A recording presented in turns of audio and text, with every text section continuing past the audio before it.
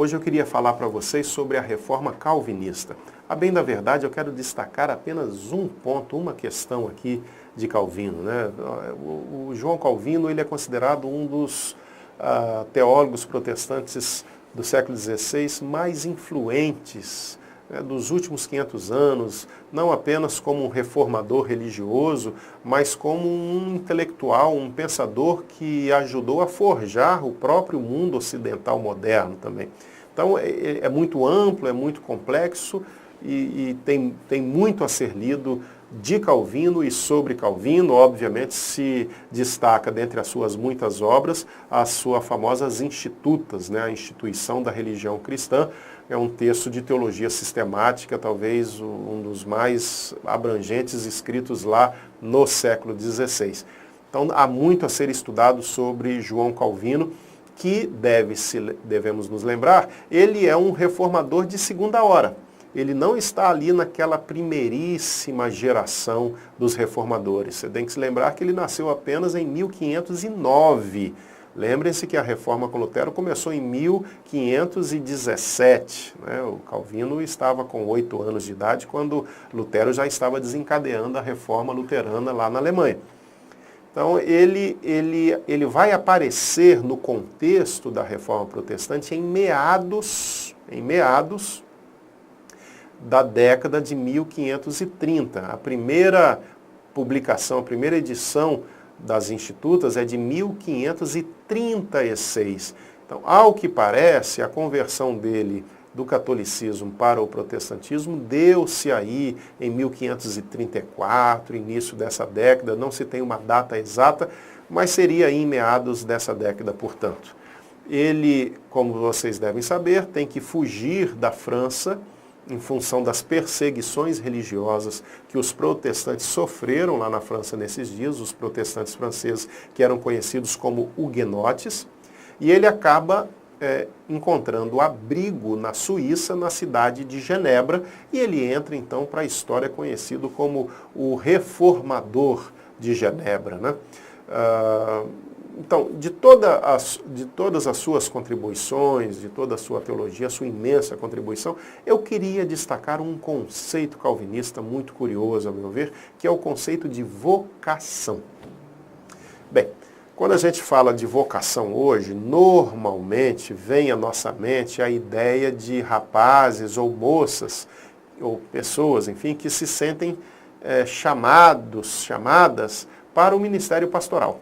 É muito comum nós vermos propaganda de seminários dizendo, por exemplo, assim, se você é um vocacionado, venha estudar conosco. Né? Então, a palavra vocação está muito ligada a essa ideia de ministério pastoral ou ministério missionário. Né? Mas o fato é que o conceito de vocação protestante, e especialmente calvinista, ele é bem mais amplo do que isso. É a ideia de uma vocação para a vida, né? De maneira mais abrangente do que simplesmente o ministério pastoral. Um dos pensadores que se debruçou sobre a teologia calvinista e fez uma análise desse conceito de vocação é um sociólogo alemão bastante importante que escreveu um dos grandes clássicos da sociologia da religião, chama-se Max Weber. Ele escreveu muitos textos bem preciosos para o nosso estudo, mas o que eu destaquei aqui chama-se A Ética Protestante e o Espírito do Capitalismo. Nesse texto, o Max Weber, ele analisa, por exemplo, esse conceito de vocação.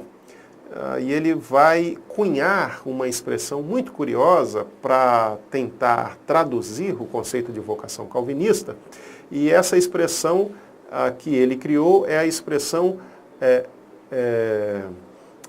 ascetismo intramundano. Ascetismo intramundano. Vamos tentar entender essa expressão do Max Weber. A palavra ascético, ascese, ela significa o afastamento da sociedade, um afastamento que não precisa ser necessariamente físico, geográfico, mas no sentido de uma mortificação do próprio corpo e da própria vida para aquelas coisas que a sociedade oferece. Isso pode desembocar até num afastamento geográfico também. A pessoa da ascese, ela parte para uma vida eremítica, por exemplo, uma vida monástica. Aliás, a postura ascética é aquela que fundamenta, que dá base exatamente para a vida monástica. Então, a ascese ou ascetismo é isso, é você se privar, falando assim em termos bem práticos, se privar de determinadas comidas, de bebidas, de festas, de diversões, de prazeres, né, relação sexual, inclusive, e você viver uma vida voltada para aquilo que você considera espiritual. Tem obviamente uma base, uma fundamentação dualista, platônica, né? A ideia é que a matéria é má e as coisas espirituais são boas, então tudo aquilo que é material é identificado como pecaminoso e, portanto, precisa ser mortificado. A palavra ascetismo está relacionada com essas questões. Intramundano ou simplesmente mundano. E como é que você usa, ou como é que nós usamos normalmente a palavra mundano? Normalmente como um sinônimo de pecado, né? Simplesmente, né? Falamos, tem que tomar cuidado com as coisas do mundo, a música do mundo, um ambiente mundano. Então, normalmente a palavra mundano tem sido usada, a palavra mundano tem sido usada no sentido de coisas pecaminosas que devem ser evitadas por aqueles que querem buscar a Deus nas suas vidas. Então veja que curioso, como que Weber junta essas duas palavras, né? Ascetismo, mundano. Bom, o ascetismo é afastar-se do mundo, por assim dizer, e o mundano é exatamente ser engolido pelo mundo. Então como é que o ascetismo pode ser mundano, né? Então a gente precisa reconceituar esses termos de Weber, né, e entendermos aqui que a palavra ascetismo ela está sendo utilizada aqui como sinônimo de religioso, num sentido mais amplo, né? E a palavra mundano está sendo usada aqui como um sinônimo de coisa secularizada, por isso, portanto, ela é utilizada aqui num sentido mais amplo também. Não como pecado, mas de coisas não religiosas, coisas secularizadas. Vejam, coisa secularizada, coisa não religiosa, não é necessariamente pecaminosa. Você pode ter, a gente fala, por exemplo, um aparelho celular, por exemplo. Um aparelho celular não tem nada a ver com religião, mas não tem nada a ver também com pecado. É simplesmente um aparelho que, nesse sentido, a gente poderia dizer secular. Então, ele está tentando entender o conceito de vocação usando essa expressão, ascetismo mundano, querendo dizer que o tipo de religião que está sendo proposta pelo João Calvino é uma religião secularizada. Olha as duas palavras aqui, religião secularizada, ascetismo mundano. Vamos tentar trocar isso em miúdos. Digamos que você trabalhe no banco. E se você trabalha no banco, você mexe com dinheiro, por exemplo. Então essa sua profissão, isso aqui é importante, a palavra profissão, ela é uma profissão secular. Não é uma profissão religiosa. Você não é um pastor ou uma pastora. Você trabalha num serviço secular e mexe com dinheiro. Eu poderia até usar a expressão aqui, você trabalha numa profissão do mundo, mundano. Agora aqui não no sentido de pecado, nesse sentido de secular, de não religioso. Mas ao mesmo tempo, você é uma pessoa religiosa. Você, por exemplo, é um cristão, batizado, membro de igreja, comprometido com uma igreja, comprometido com a Bíblia. E você está ali dentro daquele banco, não como um missionário enviado formalmente pela igreja, né? Você não está ali como pastor, você está ali como um funcionário do banco, mas você não abre mão de dar o seu testemunho ali dentro. Não necessariamente também pregando o tempo todo e falando para as pessoas, mas você, veja, aqui é que está o ponto, exercendo a sua profissão de uma maneira tal, com tal excelência, com tal compromisso, com tal comprometimento, né, que você está exercendo aquele ofício como se você o estivesse fazendo para o próprio Deus. Quer dizer, o que você está dizendo é que quem me colocou aqui dentro desse banco, dentro dessa agência, não foi o gerente, não foi lá a diretoria do banco, foi Deus. Foi Deus que me colocou aqui. E eu vou exercer a minha função de uma maneira tal que eu glorifique a Deus através do exercício da minha profissão. Então você dá o testemunho através desse compromisso. Veja, ascetismo mundano, religião secularizada. Você vive no meio secular de maneira religiosa.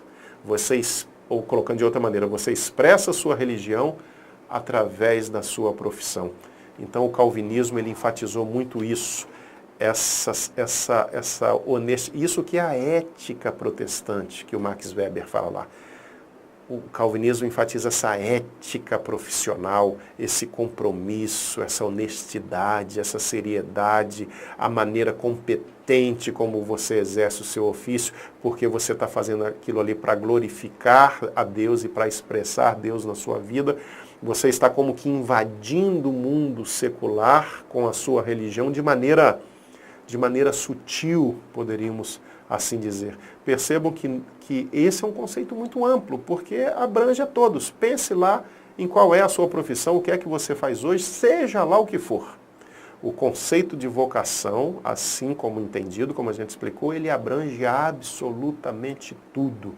Então o calvinismo ele tem a ver com esse tipo de ética. Tem a ver até mesmo, veja bem, com higiene pessoal. Então o calvinista clássico, ele se vestia de maneira impecável, estava sempre com a barba bem feita, né, de banho tomado, perfumado e trabalhando de maneira muito correta, né, muito dedicada, né, gerando lucro para a sua empresa. E aí vem todo o desenvolvimento de uma teoria em torno da questão do lucro e do capitalismo a partir das ideias calvinistas. E se você quiser entender um pouquinho mais sobre isso, eu te indico muito, muito, muito que você leia A Ética Protestante e o Espírito do Capitalismo, do Max Weber. Por hoje é isso.